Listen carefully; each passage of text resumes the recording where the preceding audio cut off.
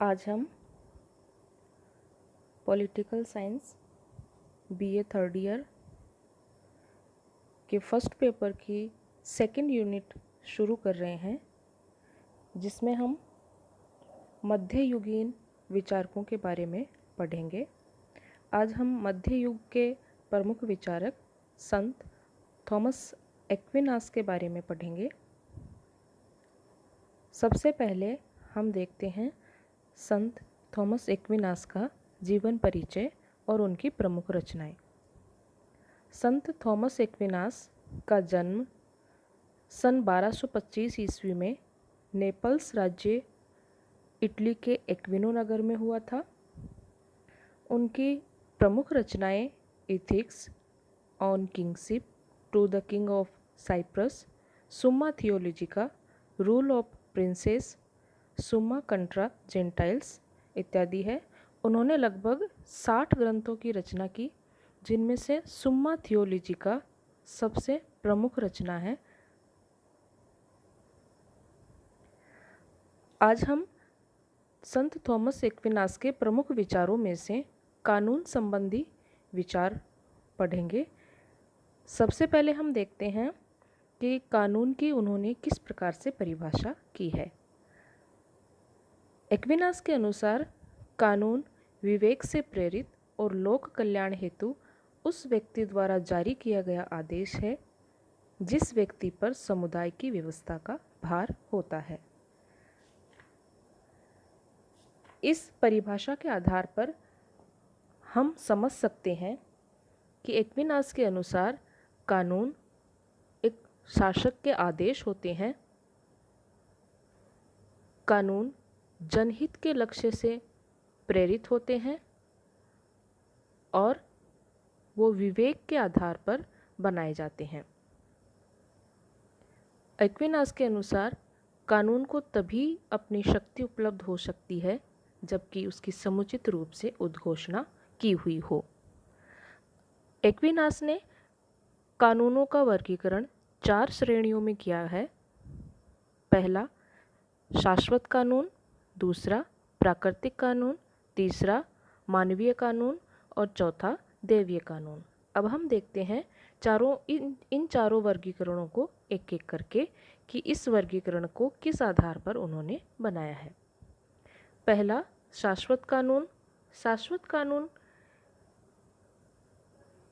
Aquinas के अनुसार जिन सिद्धांतों के आधार पर ईश्वर सृष्टि को परिचालित करता है वे ही सिद्धांत शाश्वत कानून है। ये ईश्वरीय विवेक से निकली हुई ईश्वरीय इच्छाएं हैं। एक्विनास के अनुसार ये कानून ही प्रत्यक्ष या अप्रत्यक्ष रूप से सभी प्रकार के कानूनों का स्रोत है, अर्थात शाश्वत कानून सबसे श्रेष्ठ कानून है और सभी प्रकार के कानून, सभी प्रकार की सृष्टि, मानव, पशु, जड़ सभी इनके अधीन है। दूसरे प्रकार के कानून प्राकृतिक कानून। एक्विनास के अनुसार प्राकृतिक कानूनों का अर्थ है मनुष्य इन कानूनों की सहायता से भले और बुरे का ज्ञान प्राप्त करता है। ये सामान्य रूप से सत्य असत्य को पहचानने के नियम हैं। इस कानून का प्रथम सूत्र ये है कि भलाई की जाए एवं भलाई का अनुसरण किया जाए और बुराई का परित्याग किया जाए। इन कानूनों की उत्पत्ति शाश्वत कानूनों से ही होती है, किंतु शाश्वत कानून चूँकि ईश्वरीय कानून है इसलिए अधिक स्पष्ट और बोधगम्य नहीं होते, किंतु प्राकृतिक कानून शाश्वत कानूनों से अधिक स्पष्ट और बोधगम्य होते हैं। ये कानून मौलिक रूप से सबके लिए समान होते हैं, परंतु कुछ विशेष काल और स्थान के लिए भिन्न भिन्न भी हो सकते हैं। तीसरे प्रकार के कानून हैं मानवीय कानून।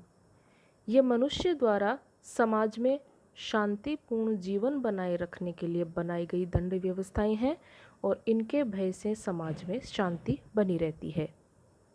मानवीय कानून का निर्माण मनुष्य अपनी बुद्धि से करता है, किंतु ये प्राकृतिक कानून पर ही आधारित होते हैं। मानवीय कानून प्राकृतिक कानूनों के ही पूरक हैं। मानवीय कानूनों की आवश्यकता इसलिए होती है कि प्राकृतिक कानून अनिश्चित और अपरिभाषित होते हैं और उनमें दंड की व्यवस्था नहीं होती। एक्विनास ने मानवीय कानूनों की कुछ विशेषताएं बतलाई हैं, जो इस प्रकार हैं कि मानवीय कानून राजा या शासक वर्ग की मनमानी पर नहीं बल्कि विवेक पर आधारित उद्घोषणाएं होती हैं। मानवीय कानून ऐसी सकारात्मक विधियां हैं जिन्हें किसी समय विशेष पर मानव आवश्यकताओं के लिए निर्मित किया जाता है। मानवीय विधि के दो भेद माने जाते हैं, राष्ट्रों के कानून और नागरिकों के कानून। मानवीय कानून समस्त समुदाय के सामान्य हितों की पूर्ति के साधन हैं। मानवीय कानून आवश्यक रूप से लौकिक जीवन तक ही सीमित हैं। पारलौकिक जीवन यानी मनुष्य का आध्यात्मिक जीवन इन कानूनों के अधीन नहीं है। मानवीय कानून के पीछे सार्वजनिक सहमति और मान्यता का बल होना चाहिए।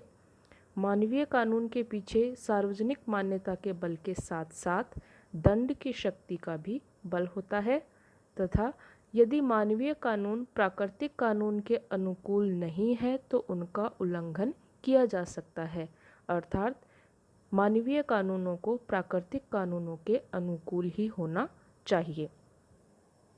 चौथे प्रकार के कानून हैं दैवीय कानून।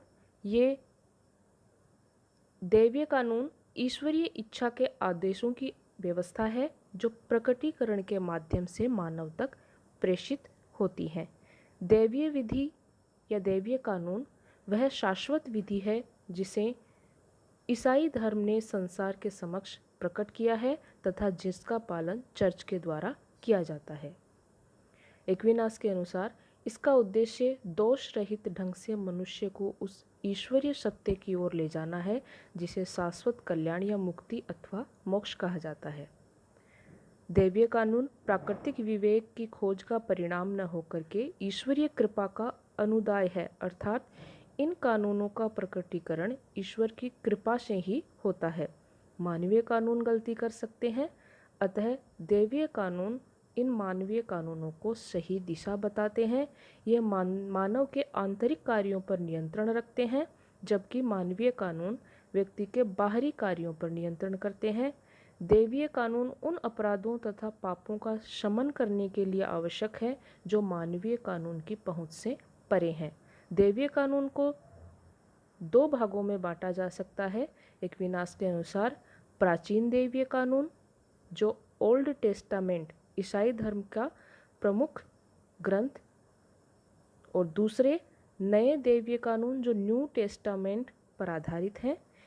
इनके पालन का आधार मानव का विवेक नहीं अपितु आस्था है, अर्थात दैवीय कानून मनुष्य की आस्था के विषय हैं। इन चारों प्रकार की विधियों के पारस्परिक संबंध के बारे में एक्विनास ने कहा है कि शाश्वत विधि की शिक्षा मनुष्य को प्राकृतिक विधि के माध्यम से मानव स्वभाव की क्षमता के माप के अनुसार प्राप्त होती है। मानव विधि प्राकृतिक विधि की मूर्त अभिव्यक्ति है और दैवीय विधि मनुष्य को अंतिम एवं महान प्राकृतिक उद्देश्य की ओर ले जाने का उच्चतर साधन है तथा वह शाश्वत विधि के पूर्ण पालन में सहायक होती है। शाश्वत व प्राकृतिक दोनों ही प्रकार की विधियां निश्चित विधियां नहीं हैं, क्योंकि उनका निर्माण किसी निश्चित समय पर नहीं हुआ है। इसके विपरीत मानवीय और दैवीय विधियां निश्चयात्मक विधियां हैं, क्योंकि उनका निर्माण या उनकी अभिव्यक्ति एक निश्चित समय में होती है। मानव विधि का प्राकृतिक विधि के अनुकूल होना आवश्यक है तथा दैवीय विधि शाश्वत विधि के अनुकूल ही होती है।